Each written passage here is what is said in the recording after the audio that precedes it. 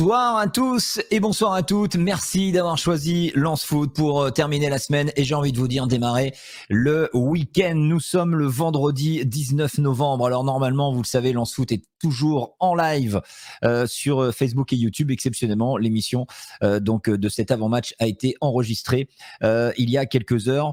Donc aujourd'hui, vendredi, on va donc accueillir la Dream Team de cette émission, l'avant-match. Regardez, il est là, Sylvain Charlet de France Bleu Nord. Salut Sylvain. Hello, salut à tous. Johan Lachor, le beau gosse. Salut Yo. Salut tout le monde, salut Cyril, Sylvain, les auditeurs. Hello. Salut. Et puis Rémi Buzine, bien évidemment, de Brut, l'unique, Salut. la légende. Et vous savez qu'il est en train de devenir une légende, ce mec. Hein. C'est quand même... Alors, vrai, pourquoi ? C'est quand même fou. Ah bah parce Juste que pour vous dire un truc, hein, les gars, on n'est ni à Saint-Maclou, ni à Leroy Merlin.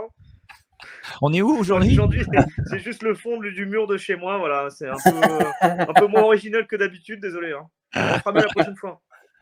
Bon, les amis, on va se projeter sur le match face à Brest et puis en fin d'émission, on ouvrira également de nouveau le dossier des relations entre la direction du Racing Club de Lens et les sections de supporters avec des mesures qui ont été prises après les incidents du derby, des mesures assez fortes. On en parlera avec vous tous donc dans cet avant-match. C'est parti, Lens Foot l'avant-match, Brest, RC Lens, on y va.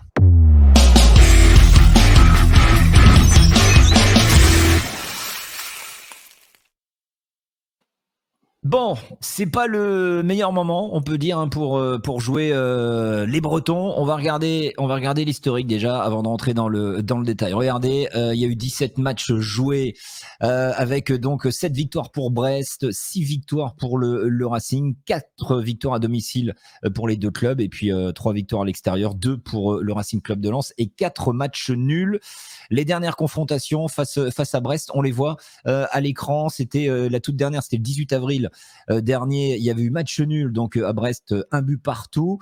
Et puis en 2020, on peut voir donc à Bollaert, on avait gagné 2 buts à 1.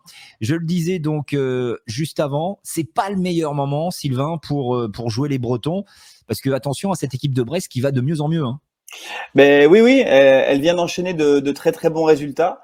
Elle s'est imposée face à Monaco, elle a remporté le derby face à Lorient, elle reste sur 4 matchs sans défaite. Donc ouais, c'est une équipe qui s'est relancée dans le Nord d'ailleurs quand elle est venue chercher le point du nul sur la pelouse des voisins lillois. Donc je pense que Michel Darzacarian est en train de trouver la bonne formule. Donc attention, elle sera à domicile, donc il faudra se méfier parce que c'est un endroit où il n'est pas facile de gagner quand Brest est performant. On voit les 2 dernières victoires de Brest, c'est Monaco 2-0 et Lorient 2-1. Johan, qu'est-ce que tu penses de cette équipe de Brest, toi ?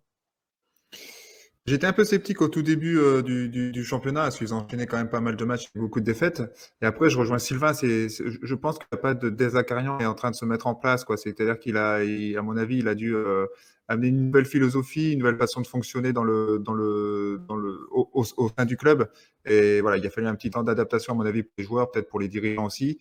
Là, c'est en train de prendre forme. On sait quand même qu'il a fait un très très bon boulot sur Montpellier, donc.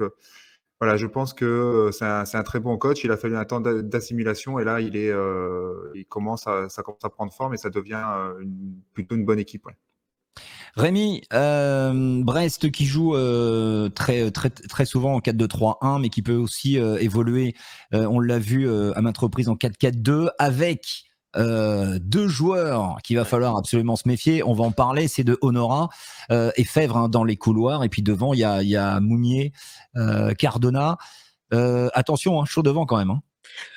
Chaud devant parce que justement, on parlait de Romain Fèvre. Alors justement, c'est un joueur qui s'est un peu remis dans le droit chemin parce qu'il était annoncé sur le départ. Donc ça fait peut-être aussi partie de cette dynamique actuellement pour cette équipe de Brest. C'est-à-dire des joueurs qui étaient peut-être concernés par le mercato et qui se sont remis ensuite dans le droit chemin, comme Fèvre, comme Honora. Donc il y a des bonnes individualités. C'est vrai que le classement, le début de saison de Brest pourrait laisser penser que c'est entre guillemets facile, c'est loin d'être le cas. Il y a une dynamique récente qui est très positive. On parlait du match à Lille où ils avaient été chercher le point, même si c'est vrai que Lille ça va pas très bien à domicile notamment. La victoire contre Monaco aussi. À Lorient, c'était un peu plus délicat parce qu'il y a eu quand même un contexte de jeu qui était particulier dans le sens où Lorient avait été réduit à 10 assez rapidement dans le match. Et le penalty, je crois, qui a permis à Brest de s'imposer, était quand même loin d'être évident.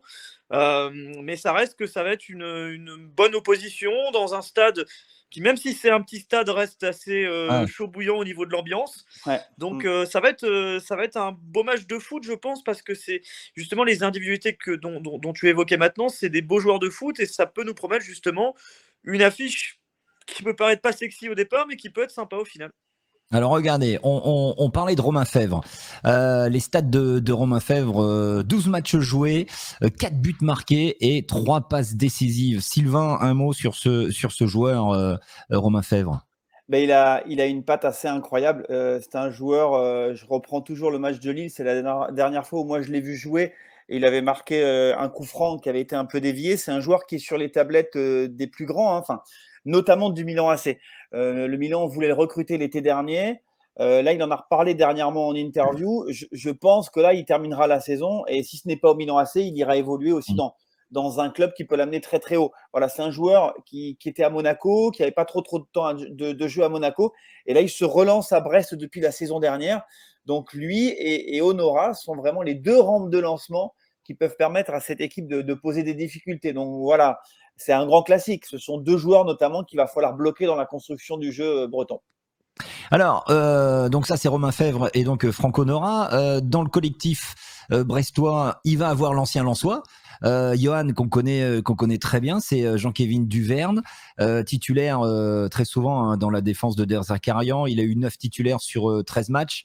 Un mot, est-ce que tu crois que Jean-Kévin Duverne attend avec impatience cette rencontre face à son ancien club?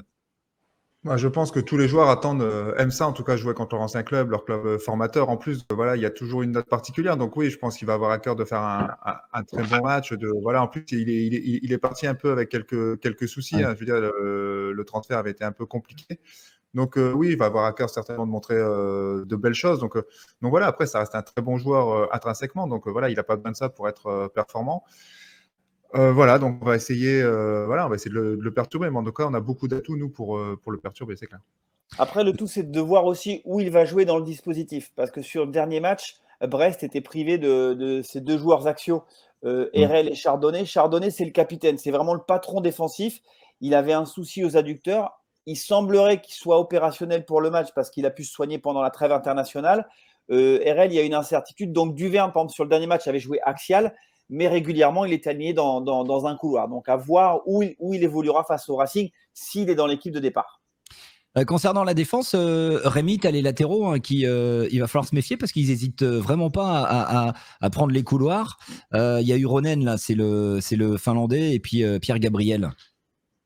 Bah non, mais c'est vrai que c'est une bonne équipe de Brest. Encore une fois, c'est vrai qu'on voit cette équipe par rapport à son classement, où on se dit que ça va être un match où Lens est largement favori. Alors Lens est favori certes, mais tu as une équipe de Brest qui est dans une bonne dynamique et qui en même temps, au niveau du football pratiqué, c'est pas le but, ça joue au football. Il y a des bonnes individualités. Au niveau des latéraux, ça joue aussi.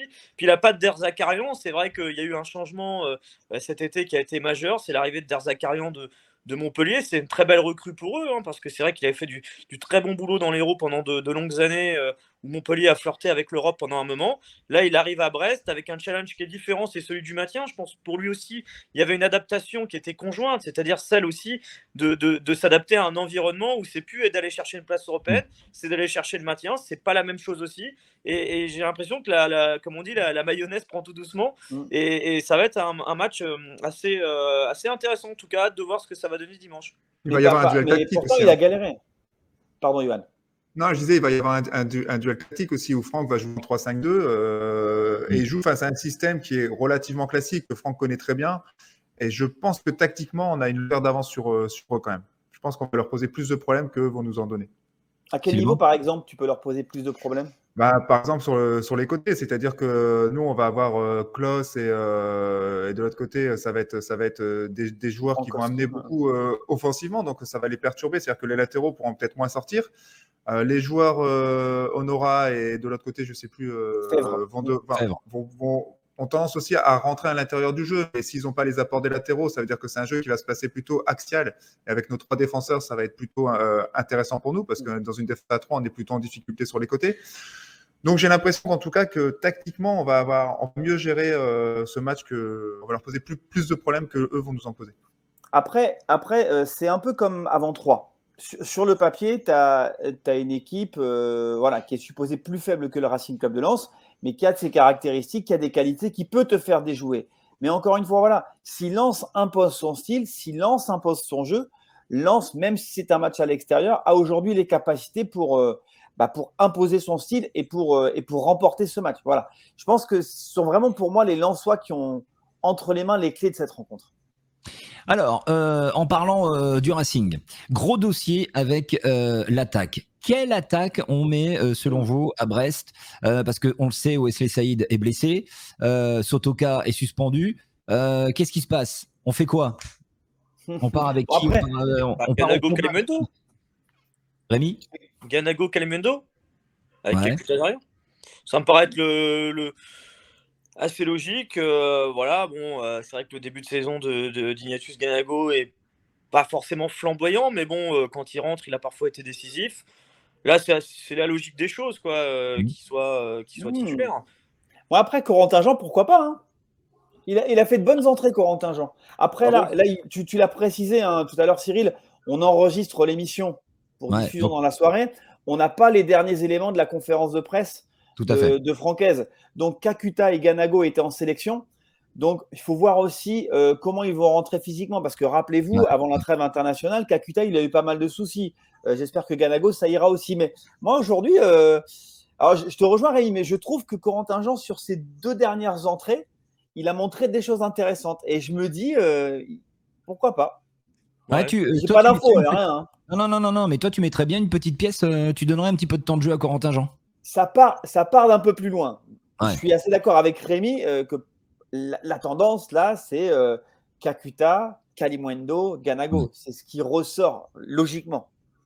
C'est vrai qu'on va se poser la question de Kakuta et Ganago.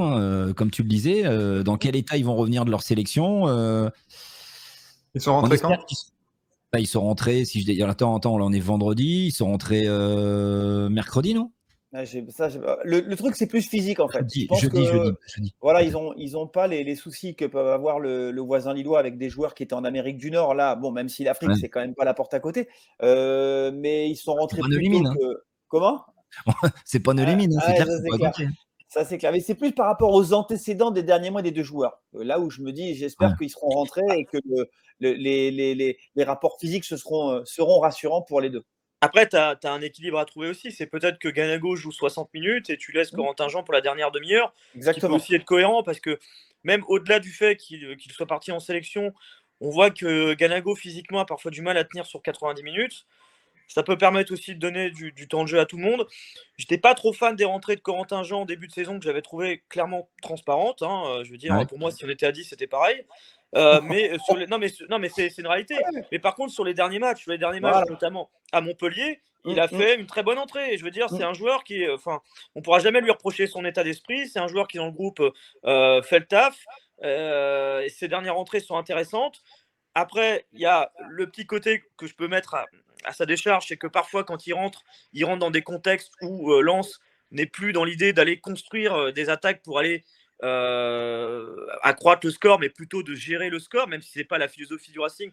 Quand tu rentres parfois à 2 ou 3-0, c'est sûr que l'équipe est plutôt construite pour maintenir le score. Et donc, Corentin Jean rentre dans des moments qui sont parfois pas évidents. C'est ce que je peux mettre à sa décharge. Mais c'est vrai que sur son début de saison, c'est pas exceptionnel. Mais voilà, du Ganago 60 minutes, Corentin Jean une demi-heure, ça peut être intéressant. Après, je regardais ses stats. Il n'a pas débuté un match cette saison. Il est entré 6 fois en cours de match et il n'a jamais disputé plus de 25 minutes dans un match. Son entrée la plus importante, c'était à Montpellier où il avait été intéressant. Bon, après, il avait eu des problèmes à la cuisse. Il a été blessé, absent pendant 4 matchs. Donc, c'est 25 minutes à Montpellier. 2 minutes contre Metz et 13 minutes contre Lyon, et il n'est pas rentré face à 3. À votre Oui, avis, il a un profil plus pour rentrer. Johan, à ton avis, comment sera, parce qu'on peut se poser la question un petit peu, bon, je pense que ça n'a pas posé de problème, mais comment sera, selon vous, Jonathan Klaus, qui n'a pas été appelé chez les Bleus, alors il y a un mec qui est en train de faire du jazz ou de la guitare dans la rue, je sais pas ce que c'est. tu l'invites, invite-le à jouer dans l'émission. Voilà, ça fait un peu de vie, mais je vais vous montrer ça après. Ils sont épais les murs chez toi. Tu as ouvert la fenêtre? Bon, Johan, Jonathan Klaus, à ton avis, est-ce qu'il s'est assis un petit peu sur sa déception de ne pas avoir été appelé par Deschamps, alors que c'est vrai que pendant 15 jours là, tous les jours Je sais pas. Je sais pas. Autant j'étais convaincu qu'il allait garder un état d'esprit positif sur sa sélection il y a quelques jours et quelques semaines.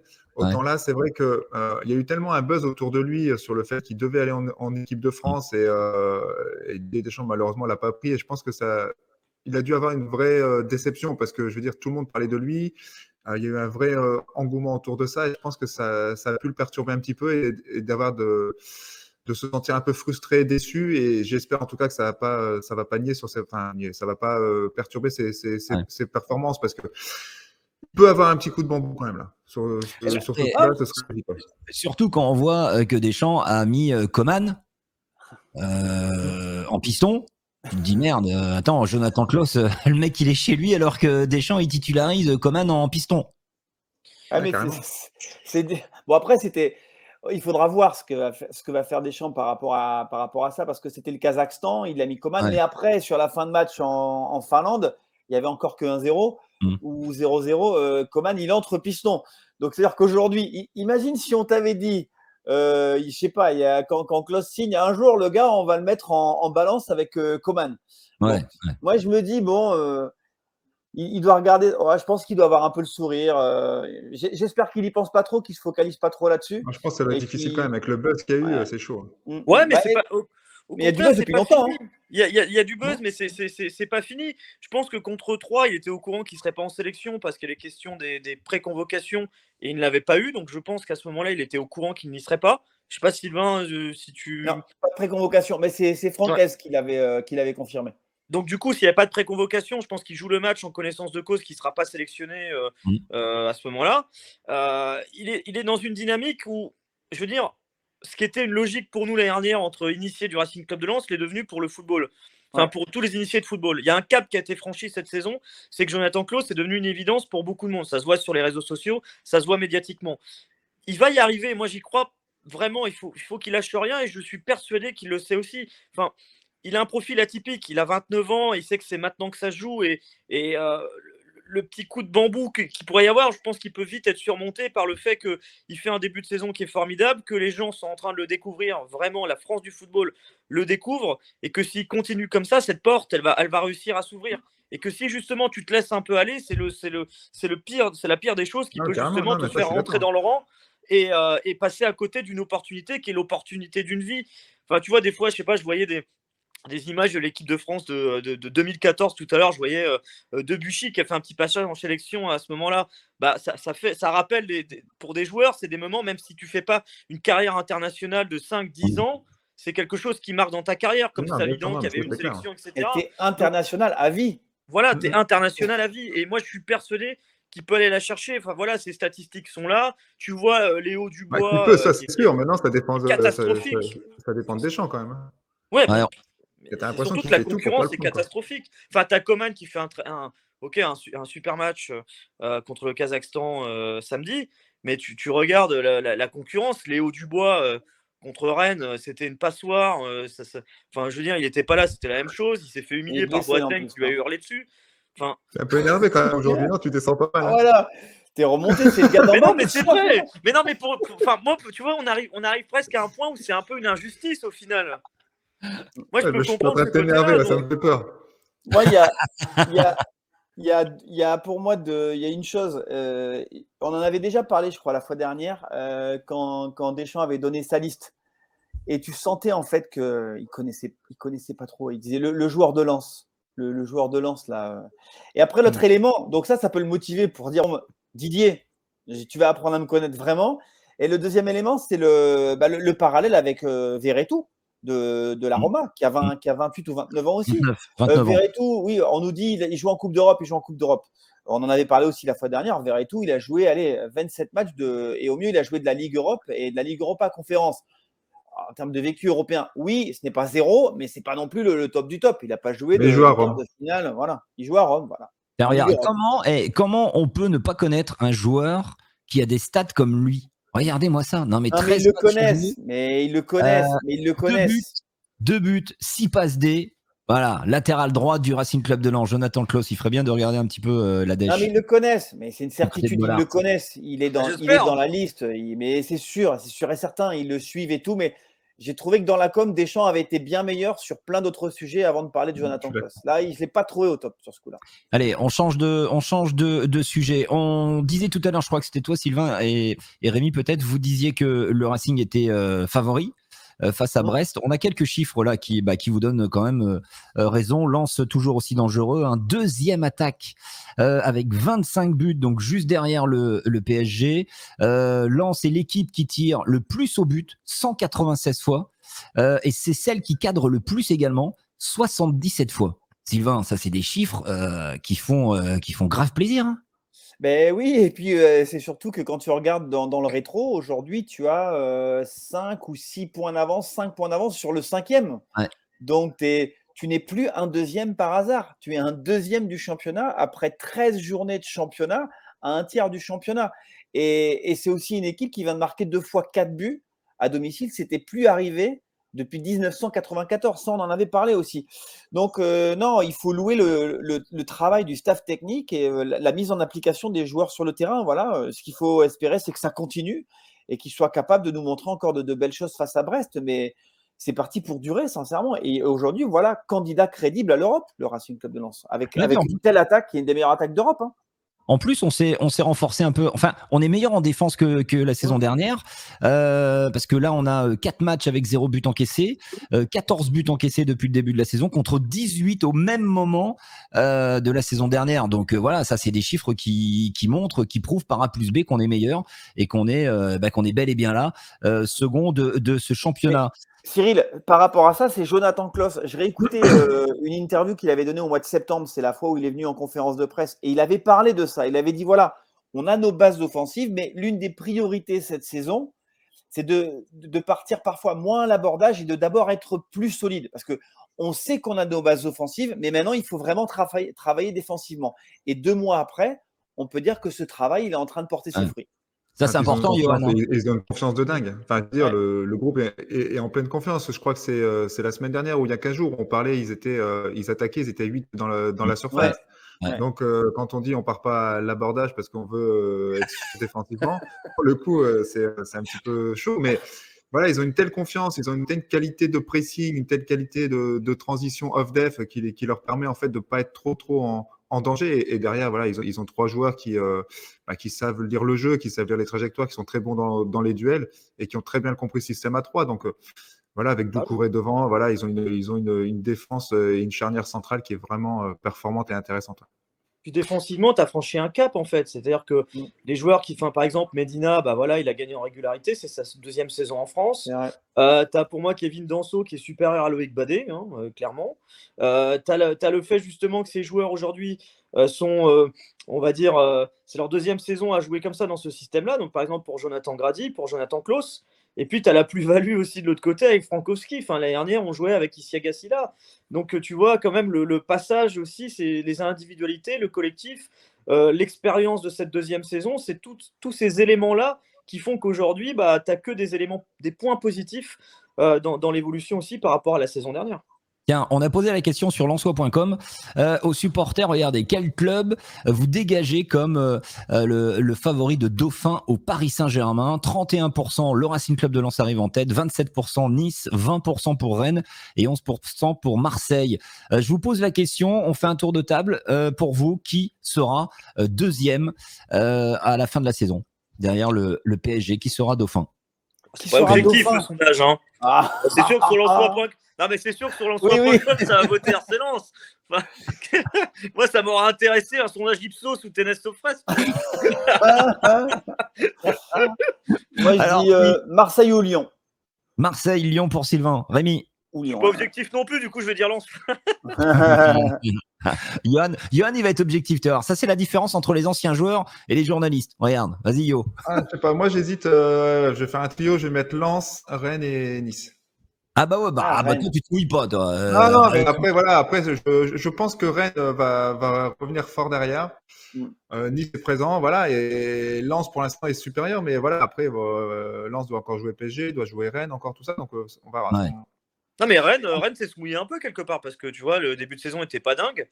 Et c'est vrai que bon, ils ont mis énormément d'argent au dernier mercato et ça fait partie des équipes avec Nice, justement aussi. Moi, je pense un peu comme Johan. Hein, c'est vrai que Nice, Rennes, il y a moyen. Marseille, il y a toujours le problème, c'est la pression qui est autour du club qui fait que c'est pas toujours évident d'aller chercher le Graal des 3 premières places. Hein. On l'a vu par exemple contre Metz, des fois ils se vautrent sur des matchs où ça paraît évident.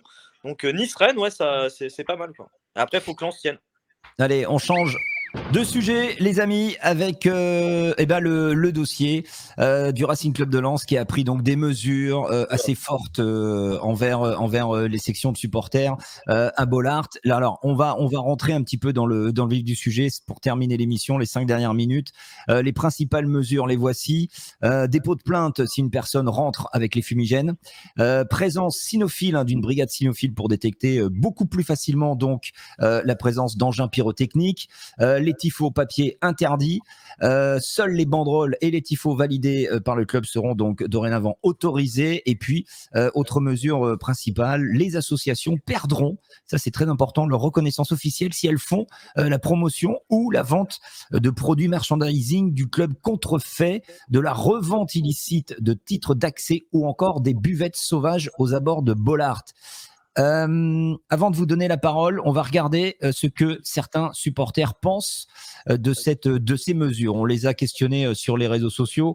On va prendre un petit peu quelques commentaires. Regardez, on n'a pas qui dit vous êtes dans l'excès les gars. Sincèrement, ils essayent juste. Alors là, il parle de Joseph Augourlian. Hein, ils essayent juste de remettre des règles en place pour éviter les excès qui nuisent au club. Il y a des règles à respecter, qu'on soit supporter du dimanche ou pas. Il faut assumer les conneries. À force d'amendes et de non-respect, ils sont bien obligés de sévir. À cause des supporters, nous avons été privés de 2 matchs à Lens, alors que nous tenons à carreau tout en supportant notre équipe. Alors, assumez. Ça, c'est Malherbe qui dit ça. Puis un dernier, c'est Actarus qui fait, juste pour info, Monsieur Augourlian met des millions dans le club. Le supporter qui allume le fumier, il met combien dans le club? Et il en fait perdre combien avec son geste? Il faut se remettre un peu en question. Voilà pour quelques commentaires qui étaient pour ces règles. Tout à l'heure, on en lira qui, eux, sont contre. Sylvain, Rémi, Johan, qu'est-ce qui veut commencer? Sylvain, vas-y, moi, tout simplement, à fond derrière le club. Je trouve que le club a tout à fait raison. Il faut arrêter ces débordements. En effet, il faut pouvoir contrôler. Ok, le tifo, ça fait partie du folklore, mais il faut qu'il y ait un vrai contrôle. Parce que là, il n'y avait pas pu avoir un vrai contrôle puisque les assos responsables avaient menti aux dirigeants. Moi, je suis à 100% derrière ces mesures prises par les dirigeants. Pareil, il faut rien lâcher là-dessus. Voilà, c'est trop important pour le club, pour les supporters, pour le confort de tous ceux qui viennent au stade. Donc, non, à fond derrière le club et il faut pas lâcher, carrément.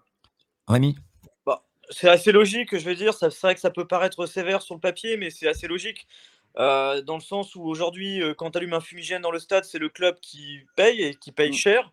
Donc, moi, j'irais un peu plus loin de se dire qu'aujourd'hui, les mesures qui sont prises sont assez logiques, mais qu'il y a certaines choses sur lesquelles il faut réfléchir et que ce n'est pas au niveau du club, c'est plutôt au niveau de la Ligue et de la loi française. Par exemple, l'autorisation des fumigènes dans les stades, ça va être quelque chose qui pourrait être encadré parce que ça fait partie justement, on adore ces images-là, ça fait partie justement de l'ambiance et que si on l'encadrait, je veux dire, on n'arrivera jamais à l'éviter. Je veux dire, là, il y a ces mesures-là qui seront prises. Je suis persuadé qu'on verra des fumigènes encore traqués à Bollaert ou à l'extérieur. Si tu l'encadres, tu peux réussir à l'encadrer avec des mesures de sécurité et éviter que ce soit un peu sauvage. Parce que c'est vrai qu'un fumigène, si tu l'allumes n'importe comment, il y a des risques de sécurité pour les personnes autour, au-delà de l'amende que peut prendre le club. Après, le deuxième point, pour les banderoles et les tifos, moi, je peux le comprendre parce que, personnellement, c'est vrai que les banderoles, les banderoles qu'on a pu voir au dernier match contre 3, franchement, c'était inadmissible. Je veux dire, les parallèles qui ont été faits sur certains liens de l'histoire, je veux dire, on a le droit d'être mécontent, etc. Mais mettre des termes en lien avec l'occupation nazie, etc. Enfin, franchement, je pense qu'on peut exprimer sa colère. Et encore une fois, on a eu l'occasion largement d'en débattre et de le dire. Mais il y a peut-être des choses qu'on peut éviter de mettre sur la table. Que ça, enfin, franchement, je ne vais pas dire que c'était pas de bon goût parce que c'est même pire que ça. Ça n'a pas sa place dans un stade et c'est pas normal de voir des banderoles comme ça. Donc, c'est sûr que généralement, le club, il est obligé de taper du poing sur la table sur ces choses-là. Après, que des banderoles non autorisées, je veux dire, en fait, ça, je pense que c'est une porte ouverte qui est enfoncée. C'est que les banderoles qu'on a vues contre Troyes, elles n'étaient pas autorisées. Donc, à l'avenir, est-ce qu'il y aura encore des supporters qui vont tenter de faire ça ? Et sur le dernier point, sur les trucs de merchandising, etc., c'est normal que le club ait une vigilance. Ça, c'est normal, après, ça. Ouais, c'est normal. Après, je crois que le club a toujours fait en sorte que. Je sais que des fois, quand il y a des demandes d'usage du logo du club pour certaines occasions, il le laisse faire. Enfin, je crois que par exemple, pour le dernier livre de Data Story de Laurent Mazur, le club lui a permis d'utiliser le logo du club. Donc, quand il y a des choses qui sont construites avec le club, c'est permis. Et après, pour le truc des buvettes sauvages, je trouve que ça va peut-être un peu loin parce que ce qui est autour du stade, on peut peut-être laisser. Il y a des moments conviviaux qui se passent autour du stade, il faut les laisser vivre parfois. Il y a peut-être un curseur à trouver, mais bon, voilà, si on veut être complet, quoi. Attends, c'est pas possible. T'as le droit de venir avec quelques Ah bibines oui. dans ton coffre. Oui, d'ouvrir oui, le bien coffre sûr. et d'ouvrir les bibines avec tes potes avant Ouais, d'aller. ça, c'est je encore. Faut trouver le bon Moi, je fais de curseur. temps en temps l'apéro et le barbecue avec des supporters d'Air sur la liste et Bah d'Isberg. ouais. J'embrasse Ludo d'ailleurs. On se retrouve à chaque fois sur le parking à 2h30 avant le coup d'envoi du match. Je les embrasse. Ah bah je comprends pourquoi tu bégayes pas mal pendant les matchs, toi. Ah, tu m'écoutes pendant les matchs, toi. Ouais, j'écoute les meilleurs, tu le sais bien. Ah, ça va. Boulet. Tu me rassures. Tiens, regarde, on va terminer avec, on va laisser un peu la parole à ceux qui sont contre ces mesures. On donne la parole à tout le monde. Tout à l'heure, c'était les pour. Regardez, Janek qui fait fumigène. Ok, de toute façon, ils sont interdits de base et ça fait chier. Tifo et banderole, ça ressemble plus à une censure qu'autre chose. Et les buvettes avant le match, pas d'accord du tout. Pareil pour le merchandising, ça fait tourner les assauts. On a Jérôme qui fait concernant les fumigènes et surtout les tifos, le club est bien content de s'en servir pour faire la promotion du stade, du public et de l'ambiance. Ça, c'est vrai. Très sévère concernant les banderoles. Fini la liberté d'expression. Et puis Florian qui fait on a toujours le droit d'aller pisser pour l'interrogation. Sérieusement, l'ambiance de Bollaert ne sera plus la même avec ces mesures. J'espère que ce n'est qu'une rumeur. Sinon, je soutiendrai les ultras en espérant qu'une action soit mise en place, quitte à perdre le point en sursis. Là, par contre, là, je cautionne pas trop. On va peut-être éviter Non, mais ça. non, mais c'était bien. Ah, non, mais tu vois, mais c'était bien de le mettre ce message pour montrer que tu as Bien toujours sûr. des mecs qui sont Bien sûr. vraiment pas d'accord. Bien sûr. Le début du message était bien, il me faisait rire, mais la fin, il me fait pas rire. C'est dommage. C'était bien parti. Bon, les amis, on va terminer donc lance foot. On va se terminer, non, on va terminer l'avant-match Cyril, ça nous regarde pas, mais. par le petit pronostic habituel chaque semaine. Sylvain, pronostic, c'est parti. Brest, 2-0 pour Lens. 2-0 pour Lens. Rémi. 2-1 pour Lens. 2-1 pour Lens, Johan. 2-0 pour Lens. Moi, je dis 1-0 pour Lens. Allez, passez un bon week-end. On se retrouve Ciao. lundi, Merci même à heure, vous même aussi. endroit, Week-end. pour l'avant-match, pour le débrief. Je suis fatigué, je m'en vais. Et puis, passez un bon week-end. Supportez, bien évidemment. Prenez soin de vous. Et à lundi. Ciao tout le monde.